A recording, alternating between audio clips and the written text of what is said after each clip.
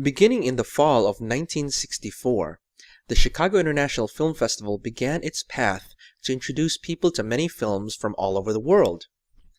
As the longest-running competitive film festival in North America, surpassing other established festivals such as Sundance, South by Southwest, and the Toronto International Film Festival, the Chicago International Film Festival has become one of the staples in international film competitions. Over the years, many actors and directors have received Lifetime Achievement Awards and Career Achievement Awards from the festival, such as Sigourney Weaver, Robin Williams, Steven Spielberg, Robert Zemeckis, Clint Eastwood, Susan Sarandon, and Nicolas Cage, to name a few.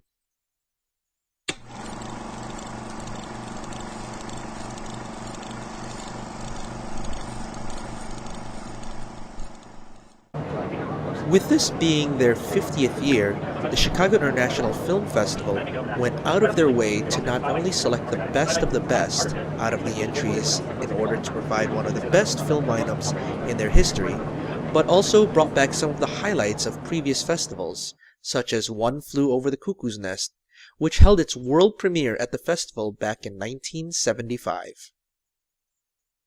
There were many featured films, such as this year's Gold Hugo Award winner, The President, by director Mohsin Makhmalbaf from Georgia, France, the UK, and Germany. Another key feature film was The Babadook from Australia by Jennifer Kent, which sold out both screening nights and had long rush ticket lines, in case there were any available. A film as part of the After Dark collection, The Babadook brought a sought-after psychological and terrifying film for the audiences. The reception this film received at the Sundance Film Festival earlier in the year made this one of the most must-see After Dark films at the festival.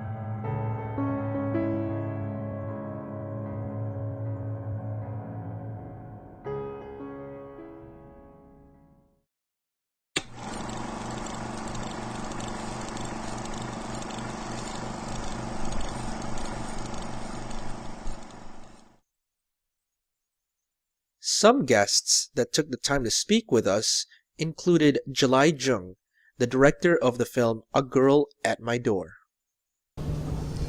So America is really gave the culture that she got influenced most since teenage years, and she's very excited that she could come out with her first film out to the American audience.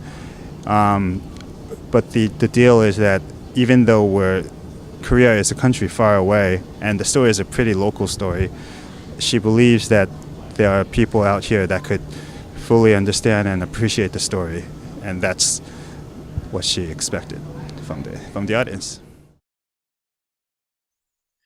The post-apocalyptic thriller The Well brought director Tom Hammock to Chicago for the screening at this year's festival and gave us some insight on the film itself. Totally. It's a post-apocalyptic film about a waterless world, and within that world there are two teenagers who happen to have the last working well in a valley, and they defend that well with a shotgun and a samurai sword. It gets pretty crazy pretty quick. What made you make a film like that? It sounds very unique compared to some of the other things that are here at the festival. Well, it's just modern day dust bowls are so interesting, and in California right now the drought is just insanely bad. There are communities where there are no working wells and water is trucked in, and that was basically the inspiration for the film. Director Kareem Sanga screened his coming-of-age story, The Young Kieslowski, at this year's festival, which drew a lot of interest from audiences. The film is a coming-of-age story. It's about two kids who go to college, and they have an amazing night together, and then the guy finds out that he got her pregnant with twins, and the movie's about what they're going to do next. What was the inspiration behind the film? Was there any decision as to what kind of film you wanted to do? Yeah, well, the premise is taken from my own parents' life. They met while they were going to college, and they had me and my twin brother in college. So while the characters in the situation, of course, totally different, made up, that's where I drew the inspiration from, certainly. If you didn't get a chance to see it at this year's festival, look for it possibly to hit a theater near you within the next year. Right, sure. I mean, if you want to follow the film on Facebook, you can go to the website, tykfilm.com, or you can just look us up on Facebook, The Young Kieslowski, and just check it out and see when it's going to play in your area. And you're absolutely right. We're going to be coming out on in theaters and video on demand and iTunes and all those good things early next year, 2015. So please look out for it. Up-and-coming actress Haley Lou Richardson came for the screenings of 2 films she stars in, The Well and The Young Kieslowski. She came to talk about both films as well as what she gained from her performances. I learned so much filming The Well. It was one of the hardest physical things I've ever had to do, and a very hard emotional journey too, with the character and everything that she goes through. But like, it was the first film I had ever done, and it's such a demanding role that I don't know if I just love that I'm an actor and I get to work on projects and love what I'm doing and learn from every single project that I do, because I just feel like, even though I have a lot to improve and I'm pretty critical of myself, like, I feel like I get better genuinely every single thing I do. And The Well was like, I took 5 stairs up because I learned so much doing that movie. And The Young Kieslowski was my character, Leslie Mallard, in The Young Kieslowski, which you just saw, or you saw yesterday, right? Yesterday. You can tell it's like a roller coaster. Like, she is not ready to get pregnant, and she gets pregnant with twins, and it just is a complete whirlwind. So going to that emotional place and really getting specific with her character and just the different levels that she hits and the colors in her life and her relationship with Brian Kieslowski was super hard in a different way than The Well, but equally as much of a learning experience and an amazing thing. I just liked it. I loved filming both of them.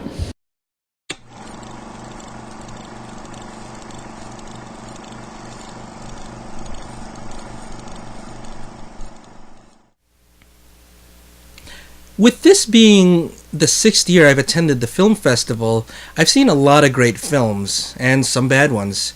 Usually every year I take all the films that I've seen at the festival that year and rank them based on what I like the most, as well as the quality of the film itself. The top ranked films that I've seen over the years included 3 Japanese films, Kaneko-sin, Golden Slumber, and Usagi Droppo. It also included Juan Antonio Bayona's The Impossible, which got Naomi Watts her 2nd Oscar nomination, and also last year's film The Inevitable Defeat of Mr. and Pete, starring Chicago's very own Jennifer Hudson. This year brought about a unique lineup of films. In my opinion, it was one of the best lineups that they've had, and it brought a great diversity of strong contenders of films that people of different genres that love these different types of films would enjoy. This made things quite difficult, but let's see what films I saw this year and how they ranked. Number 10, The ABCs of Death 2. A repeat of its predecessor, which also screened at the 48th Chicago International Film Festival, The ABCs of Death Part 2 is a series of shorts by many different directors. Starting with the letter A through the letter Z, these shorts cover different forms of death, whether it be shocking, funny, tragic, horror, or even suspense-filled. Some of the highlights included N is for Nexus, I is for Invincible, and O is for Ochlocracy. I believe that's how it's pronounced. What makes this very different, however, is unlike Twilight Zone the movie, or on a lesser note, VHS, there's no overall tying narrative to these films. With the exception of an animated skeleton pointing at the letter and showing what the letter stands for at the end of each film, there's no narrative that ties any of these films together, which makes it a little difficult because of the fact some of these films have different tones, different styles, and are so different from each other that you would assume that you're watching different movies each time, which in a way you are. If you were a fan of the original one, then this is actually a good follow-up to it, and I feel that the shorts in this full film are a little bit better than most of the ones in the previous one. Number 9. The Well. One of the rare, different dystopian futuristic films which don't rely on high advanced technology such as Blade Runner, The Hunger Games, or Divergent, The Well draws upon a more Western type of style, which includes handguns and rifles and any other basic weapons. This also brings us some unique designs for a water pump and basic technologies such as cars and airplanes as opposed to hovercrafts and everything. It is very different from those previous films I mentioned because you don't have a focus on future technology, and without a long preceding exposition in the beginning, you generally get an idea of what caused this type of future, and you get to focus more on the fleshing out of the story and the characters themselves. Now, if you're looking for a very action-paced film, especially when it comes to this futuristic type film, or even a heavy suspense film, this is a thriller that focuses more on building up the storyline, whether you like the storyline or not, but is not one of those heavily action-paced films, as character is more important in it. As one of the films, and also the feature films that feature up-and-coming actress Haley Lou Richardson, it's a film that is interesting to watch, and it's due to hopefully come out at a theater near you next year. So if you get the chance to check it out, by all means, go for it. Number 8. A Girl at My Door. Known also as Do Hee Ya, Jalai Jung's A Girl at My Door tells the story of a policewoman by the name of Lee Young Nam, who takes command of a small town police force.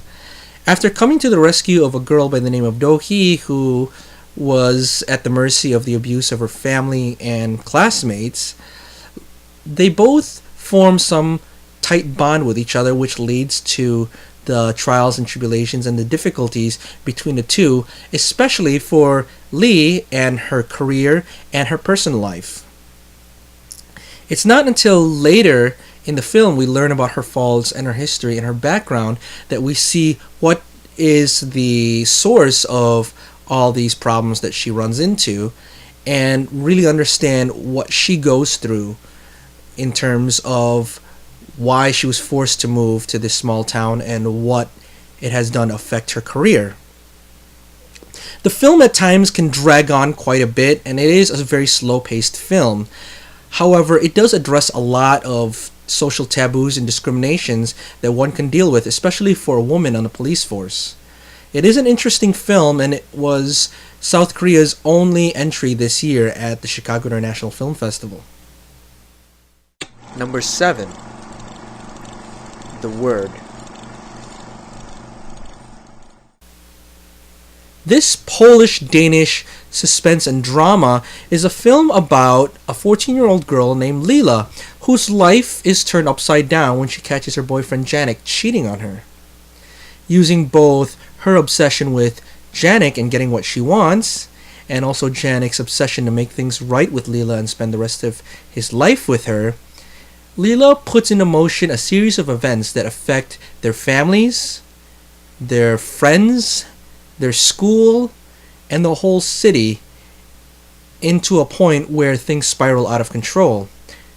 Now, this film really examines the dark side of high school relationships, especially those who feel they are madly in love, and the emotional attachment that can affect people's decisions.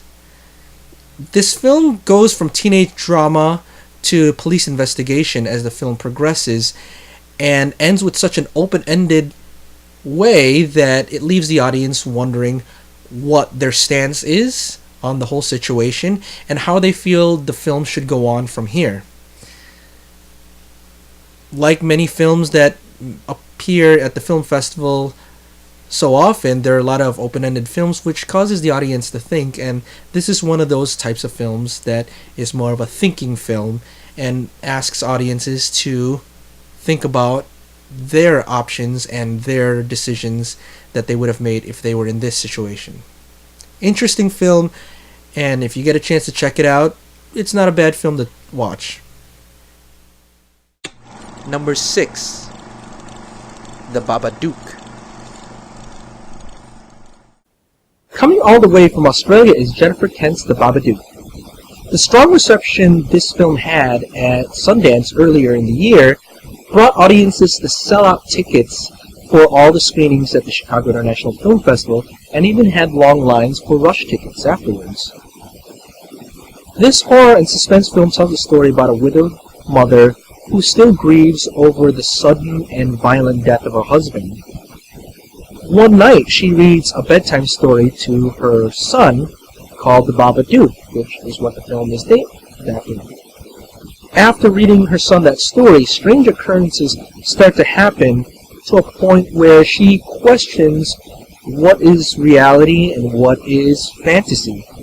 Playing out as a classic suspense horror film and thriller which relies more on psychological fear and horror rather than the slash and gore that we all have come to know and love, this film seems to draw upon more of an idea similar to a Twilight Zone-ish type of style and storytelling. The film is fairly well done and is very unique and is a breath of fresh air when it comes to horror films these days. It's one of those that I feel The Babadook could be one of the new wave of horror movie monsters which could be for this generation. You really get the chance to check it out. It's supposedly going to hit theaters here stateside soon, so do check it out and see if you can catch it at a local film screening near you. Number 5. Beloved Sisters. As was told to us by the festival, this is Germany's entry into the 2015 Academy Awards. This nearly 3-hour-long story is about two sisters, the younger Charlotte and her older sister Caroline.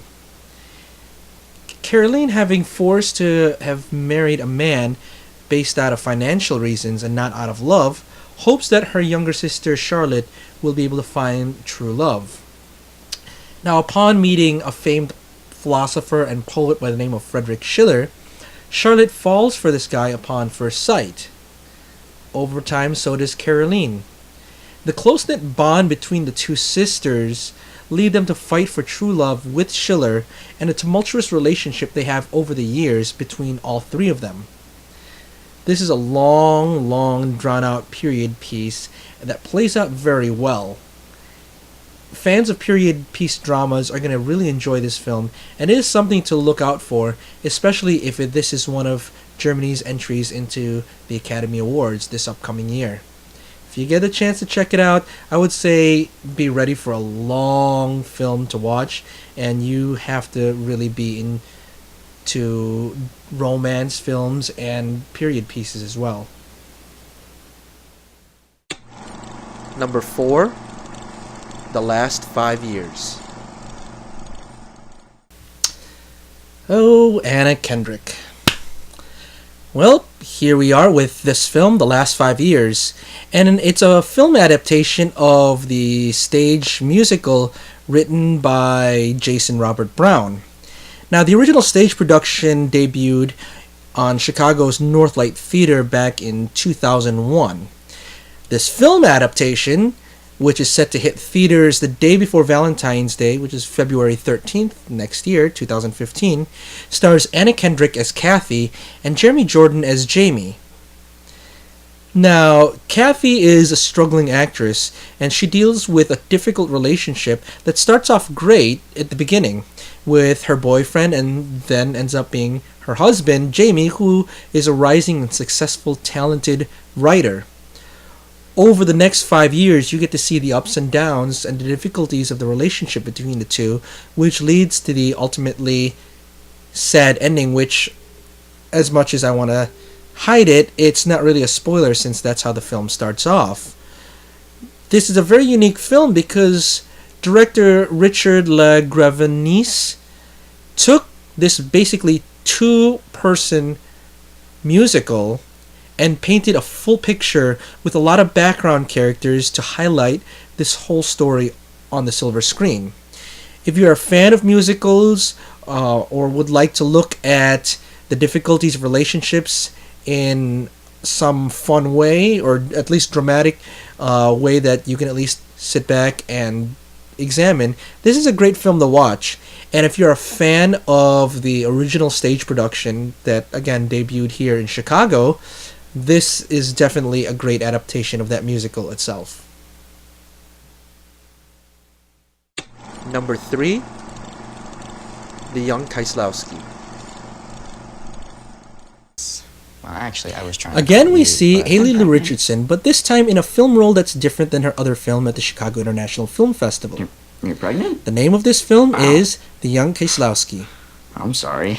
The story is about a boy by the name of Brian Kieslowski who meets a girl, Leslie Mallard, played by Haley Lu Richardson, at a college party where they both have one night stand together. Afterwards, they conceive twins, and the story progresses on to what their decisions are together for the two children that they are going to possibly have or not have. It deals with a lot of conflicting opinions from a lot of different characters and family members, and really looks at the insight from both sides and both characters as they go through this journey together. Although the film is really focused more on Brian's life and his decisions and his thoughts more than Leslie's itself. It's a fun, quirky, coming-of-age story and is a really great film to watch. It's got a lot of comedy, a lot of laughs, but at the same time really looks at what you would do in this situation. If you get a chance to see this film, it should hopefully come out in theaters sometime in the year 2015. So check out your local theater if it's going to be playing.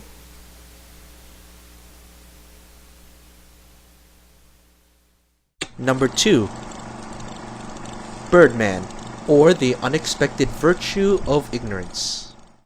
This Oscar contender tells the story about a washed-up actor once known for playing an iconic superhero on the silver screen, who takes a huge risk by producing and starring in a Broadway play to reclaim his former glory. Starring Michael Keaton. Wait a minute. Where's Michael Keaton been? He was a former superhero in the Tim Burton Batman films, and he was in a film called Game 6 about a playwright who is trying to debut his film on Broadway. This has got to be different. Anyway, the name of this film, like I said, is Birdman, or The Unexpected Virtue of Ignorance. And this is actually really a potential Oscar contender, especially with the strong performances by many of its characters, especially Michael Keaton. The story really tells the story about Regan, who is a former actor who starred in a series of superhero films called Birdman. After they canceled the next installment of the film series, he feels that he needs to reclaim his glory as the films aren't as popular as before. So he decides to try to direct, produce, and star in a Broadway production. The story then progresses on from the beginning of production all the way through opening night as he deals with family troubles and issues, as well as his own ego or alter ego, which, if you watch the film, you'll get what I'm talking about. Over time, this oddball dramedy really ties in a lot of different things that Regan deals with, and has an excellent all-star cast, which features Emma Stone, Naomi Watts, Edward Norton, and Zach Galifianakis, just to name a few. The film is in theaters now, so I would recommend that you check it out. And I'm going to make a bold prediction that this could be one of the films that either will be nominated for Best Film at the Academy Awards in 2015, or at least could garner Michael Keaton a possible Oscar nomination for Best Actor in a feature film. So check it out in your local theater. If not, see if you can find any other way to check this film out, because this is a really interesting and unique film, and Michael Keaton is at his best right here. And number 1, the 100-year-old man who climbed out the window and disappeared. Well, that was a long name, wasn't it?